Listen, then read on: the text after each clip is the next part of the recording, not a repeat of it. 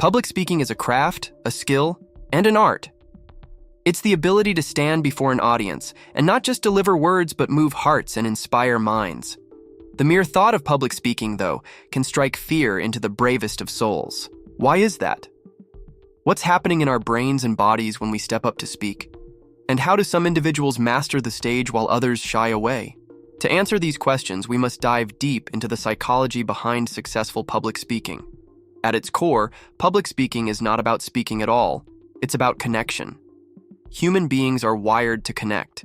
Our brains have evolved over thousands of years to pick up on subtle cues, facial expressions, tone of voice, body language, and even the energy someone projects. This primal wiring is both our greatest strength and our biggest challenge when it comes to speaking in public. Let's explore why. When you stand in front of an audience, your brain perceives it as a form of social judgment. This activates the amygdala, the part of your brain responsible for the fight or flight response. It's the same response that would have kicked in centuries ago if you were standing face to face with a predator. While the audience is far from a predator, your brain doesn't know the difference. Sweaty palms, a racing heart, shaky hands, these are all manifestations of your body preparing you to either fight or flee. Understanding this response is the first step toward mastering it. Many successful public speakers don't eliminate their nerves. They learn how to work with them. The adrenaline that pumps through your body before you speak can actually be harnessed as energy to deliver a powerful performance. This shift in mindset, from seeing nerves as a hindrance to viewing them as fuel, is a psychological breakthrough that transforms speakers from hesitant to confident. Confidence, however, isn't something that magically appears. It's cultivated over time. At its root, confidence comes from preparation and practice. Think about it. When you're well prepared, your brain feels safe. The uncertainty diminishes, and so does the fear. Successful speakers rehearse relentlessly, not because they aim for perfection, but because practice builds familiarity. And familiarity breeds comfort, but preparation alone isn't enough. The best public speakers understand the psychology of their audience. They know that people don't just want to hear words, they want to feel something. Emotion drives connection. When you speak, your audience is subconsciously asking, "Why should I care?" Your job as a speaker is to answer that question not just with logic, but with emotion. Stories are one of the most powerful tools in this regard. Neuroscience reveals that stories engage multiple areas of the brain, making the experience more memorable and impactful. When you share a personal anecdote or paint a vivid picture, your audience feels what you feel. They step into your world, and that's where true connection happens. Another critical element is authenticity. People are drawn to speakers who are genuine. Authenticity isn't about being perfect, it's about being real. It's okay to stumble over a word or lose your train of thought momentarily. In fact, those moments make you human, and humanity is relatable. The audience doesn't want a polished robot. They want a person they can trust.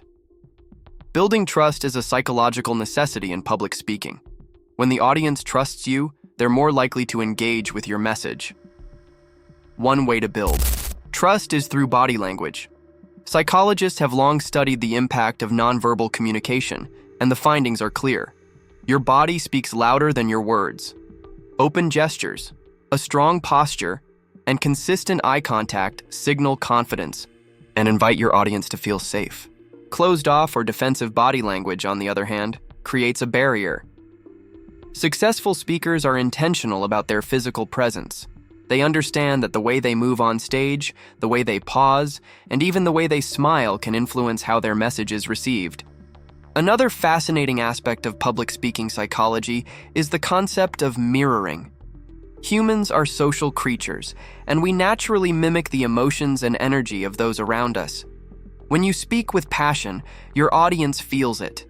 When you exude calmness, they absorb it. This is why managing your own emotional state is crucial. If you're nervous, the audience might feel uneasy. But if you project confidence and enthusiasm, they'll reflect that energy back to you. This creates a positive feedback loop that elevates the entire experience. Then there's the power of the voice. Your voice is an instrument, and how you use it can captivate or alienate your audience. Tone, pitch, and pace all play a role. A monotone delivery can lull listeners to sleep, while a dynamic range keeps them engaged. Pausing strategically can build suspense, emphasize key points, and give the audience time to process. Skilled speakers know how to modulate their voices, to evoke specific emotions and keep the audience hanging on their every word. Equally important is understanding the psychological phenomenon of attention. In today's fast-paced world, attention spans are shrinking. As a speaker, you're not just competing with distractions in the room, you're competing with the constant pull of smartphones, emails, and social media. This makes it essential to grab your audience's attention from the very beginning, starting with a surprising fact, a provocative question, or a compelling story can hook them instantly. Once you have their attention, the challenge is to keep it. Varying your delivery, incorporating visual aids, and engaging the audience through questions or activities can all help sustain their focus. Another psychological hurdle many speakers face is the fear of failure. What if I forget my lines? What if the audience doesn't respond? These thoughts can be paralyzing. But here's the truth. Most of what we fear as speakers is in our heads. The audience isn't scrutinizing your every move, they're rooting for you. They want you to succeed because your success enhances their experience. Reframing your mindset to see the audience as allies rather than critics can alleviate much of the pressure. Visualization is a powerful tool in this regard. Athletes use it to mentally rehearse their performance, and speakers can do the same. Visualize yourself on stage speaking confidently and receiving applause. This primes your brain for success. When you step onto the stage, your mind has already been there, reducing the fear of the unknown. The psychology of successful public speaking also involves understanding the power of purpose. Why are you speaking? What impact do you want to have? When your purpose is clear, it drives your passion, and passion is contagious. Audiences can sense when a speaker truly believes in their message. This belief creates a magnetic pull that draws them in and leaves a lasting impression. Another psychological factor is adaptability. No matter how well you prepare, things don't always go as planned. The microphone might malfunction, a question might catch you off guard, or the audience might seem disengaged. Successful speakers remain calm under pressure because they've trained themselves to adapt. They view challenges as opportunities to connect more deeply with the audience.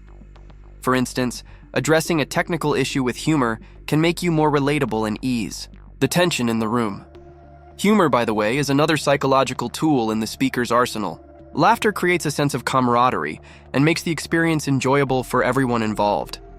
It also releases endorphins, putting both you and your audience at ease. But humor must be used wisely. It should align with your message and resonate with your audience. A well-timed joke can lighten the mood, but forced or inappropriate humor can have the opposite effect. Lastly, let's talk about the importance of feedback. The psychology of public speaking doesn't end when you step off the stage. Reflecting on your performance and seeking constructive feedback is essential for growth. It takes humility to accept criticism, but it's through this process that you refine your skills. Every successful speaker has faced moments of doubt, received tough feedback, and stumbled along the way. What sets them apart is their resilience and willingness to learn. Public speaking is a journey. It's not about achieving perfection, but about embracing the process. It's about understanding your own psychology and that of your audience. It's about connecting, inspiring, and leaving an impact. When you approach public speaking with curiosity and a growth mindset, it transforms from a daunting task into a powerful opportunity. The stage is yours. All it takes is a willingness to step into the spotlight, to embrace the nerves, and to trust in your ability to connect.